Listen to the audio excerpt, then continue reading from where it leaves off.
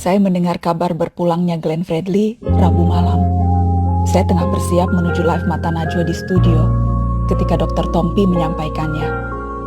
Tidak mungkin, mana mungkin.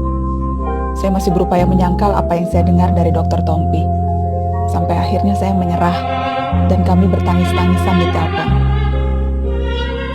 Terakhir kami saling berkabar ketika narasi mempersiapkan konser musik donasi di rumah aja. Kakak Glenn memang sakit ketika itu. Karenanya ia menyampaikan pesan meminta maaf tidak bisa tampil. Trio Lestari hanya muncul dengan Tompi dan Sandi Sandoro saja.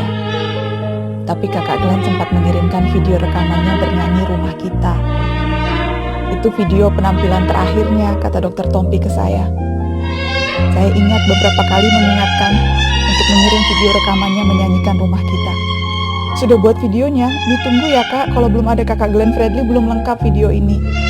Berulang kali saya menerornya ketika itu. Video itu akhirnya ia kirimkan. Dan baru kemudian saya tahu, ia menahan sakit saat menyanyi dan merekam dirinya sendiri menyanyikan lagu Rumah Kita.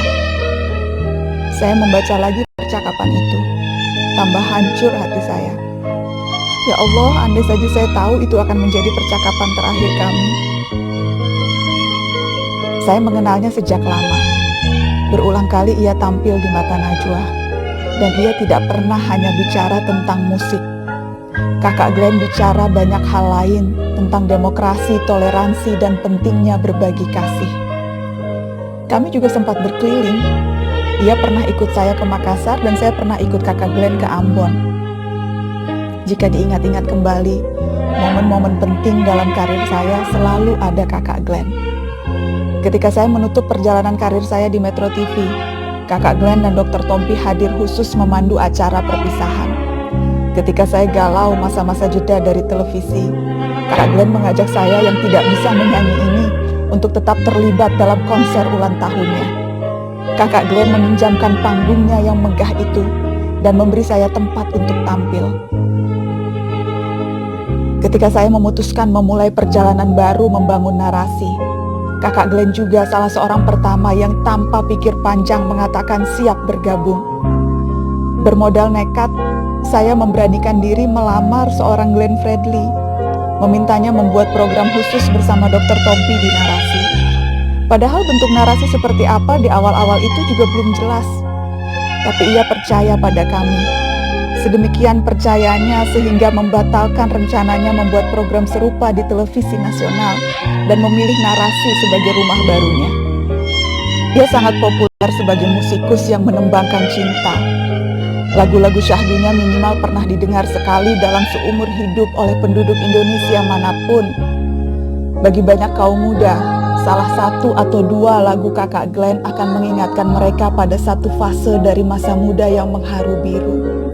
Suaranya menemani banyak dari kita melewati hari-hari yang sulit ataupun baik. Tapi percayalah, hayat dan karya kakak Glenn bukan cuma tentang cinta dalam pengertian romansa. Pada awal dan pada akhirnya, cinta dalam hayat dan karya kakak Glenn adalah tentang kemanusiaan. Saya pernah mengajak kakak Glenn tampil di Syihab-Syihab bersama Abi Quraish Syihab. Ketika itu bulan Ramadan, kami bertiga hadir di Masjid Bait Al-Quran, menunggu berbuka puasa sambil berbincang tentang keberagaman dan kemanusiaan. Sesuatu yang selalu dipegangnya sejak kecil, karena ia kerap diajarkan bahwa semua kita bersaudara tanpa melihat latar belakang agama. Ia bahkan pernah menjadi produser dan menulis lagu album musik bernafaskan Islam yang bertajuk Hidayah.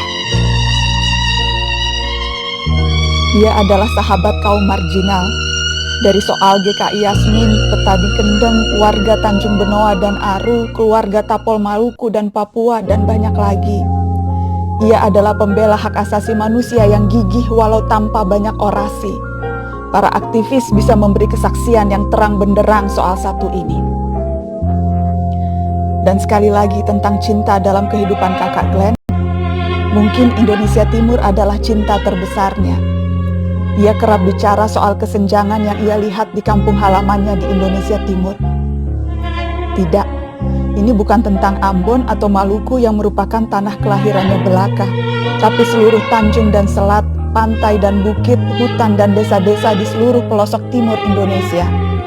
Berkali-kali di setiap kesempatan ia tak pernah lelah berbicara tentang timur Indonesia. Dengan caranya sendiri ia selalu mengingatkan kita bahwa Indonesia bukan hanya Jakarta atau Pulau Jawa.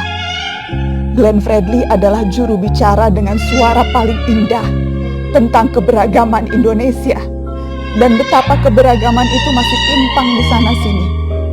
Dan tugas kita bersama untuk memperbaikinya dengan segala cara yang kita bisa. Bukan hanya belantika musik yang menanggung, bukan cuma penggemar setiamu yang merana. Indonesia dan peran-peran kemanusiaan yang pernah kau isi itu ikut merasa kehilangan, Kak. Tadi malam saya memberitahu Abi Kures soal kamu, Kak Glenn. Abi Kures kemudian berucap, kita yakin bahwa rahmat Tuhan yang maha luas menyentuh semua makhluknya. Amin ya Rob.